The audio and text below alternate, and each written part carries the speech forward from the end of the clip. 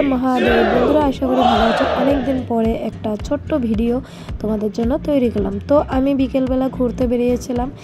Dress আপে মন দিবে না প্লিজ, আমি বিকেলবেলা এইভাবেই বের হই, তো যার জন্য এখন ভিডিওটাও করতে হলো। কি করি না করি কোনো কন্টেন্ট খুঁজে পাচ্ছিলাম না, অনেক দিন ধরে মন মেজাজ ভালো না, তাই আমি ভিডিও দিতে পারছি না। তো আমি যখন ঘুরতে বেরোলাম, মানে বিকেল করে একটু বের হই, তো সেই জন্য বের হলাম। তো মনে পড়লো কালকে সোমবার বোলবম।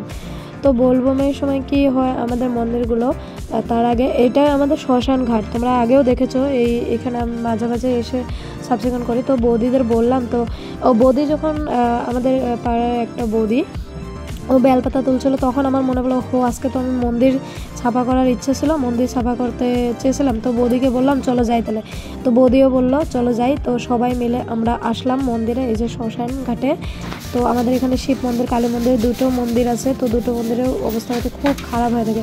তো যাওয়ার সোমবার আমি আসতে পারিনি, তো যার জন্য এই সোমবারে এসে সবাই মিলে এসে তো খুব সুন্দরভাবে পরিষ্কার করা হলো। তো মন্দিরটা পরিষ্কার থাকলে আমাদেরও ভালো লাগে। তো যখনই মনে পড়ে আমি কিন্তু ওই মন্দিরে যাই এবং পরিষ্কার করে আসি। তো বাইরের দিকটাও একটু ছাপ চিকন করে রেখে দিলাম। তো দুইটা বৌদি আর একটা বোন গেছিলো, ওরাও অনেক হেল্প করলো।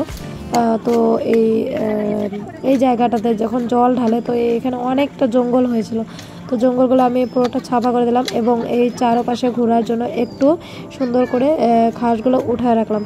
তো কেমন হচ্ছে জানি না, তো তার জন্য আমি ভাবলাম ড্রেস আপটা আমার খারাপ ছিল, যেহেতু হাফ প্যান্ট পরে আছি, তো এইসব দেখানো মানে একটু আনকমফর্টেবল ফিল হলো। যদিও আমি ভাবলাম তাও কিছু না, একটু করেই নেই। তো আমি যতটা পারি একটু ঠিক করার চেষ্টা করছি এডিট করে। তো সম্পূর্ণটা তো করা যায় না, তোমরা কেউ কিছু মনে করো না প্লিজ। ড্রেস আপে নজর করবে না একদমই, ড্রেস আপ নিয়ে কোনো কথা না বললে আমি একটু খুশি হব। তো যেহেতু গরম, তো এইভাবেই আমি আসছিলাম। তো অ্যাকচুয়ালি ভিডিও করার উদ্দেশ্য ছিল না, তো তবুও ভিডিওটা করে নিলাম। তো আশা করি তোমরা এইভাবে আশেপাশে যেগুলো রাজমা মন্দির থাকে, আমরা অবশ্যই যতটুকু পারি পরিষ্কার করে রাখার অবশ্যই চেষ্টা করব, কারণ মন্দির মসজিদ পরিষ্কার থাকলে আমাদের নিজেদেরও মন ভালো লাগে। যেহেতু আমরা এখানে মাঝে মাঝে আসি, তাই একটু পরিষ্কার করলে কোনো ব্যাপার না। তো সবাই মিলে আমরা সুন্দর করে পরিষ্কার করার পর তারপর একটু সন্ধ্যা হয়ে গেছিলো। তো ভাবলাম এখানে ধূপ যেহেতু আছে, তো আমি এখানে ধূপ জ্বালিয়ে দিলাম, সলাই সব কিছু ছিল রেডি। তো একটু পরিষ্কার টরিষ্কার করে সন্ধ্যাবাতিও এখানে দিয়ে গেলাম, মা কালীকে একটু প্রণামও করে নিলাম সেই সুযোগে। তো জানি না সকালে জল ঢালতে পারবো কি না, বৃষ্টিতে কোন ভাব করে কোনো ঠিক নাই, আজকেও বৃষ্টি হচ্ছে। তো ভাবলাম একটু সন্ধ্যাবাতিটা দিয়েই যাই, এই মানে সিম্পল জাস্ট ধূপ জ্বালিয়ে দিলাম, এটাই আর কি।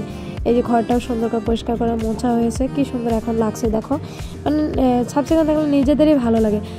আরও কি করে এই যে মহাদেবের মানে এক সাইড চোখটা হয়তো দেখা যাচ্ছে, মানে কি করে জল ঢালে মহাদেবের, মানে এটা মূর্তির উপরে কেউ জল ঢালে। বন্ধুরা যারা যারা এই ভিডিওটা দেখছো, যারা যারা না জানো, মহাদেবের মাথার উপরে কোনোদিনও জল ঢালবে না। লিঙ্গতে জল ঢালতে লাগে, শিবলিঙ্গ আছে, তো আমাদের শিবলিঙ্গটা কিসের জন্য ওখানে জল ঢালবে, এখানে মূর্তিতে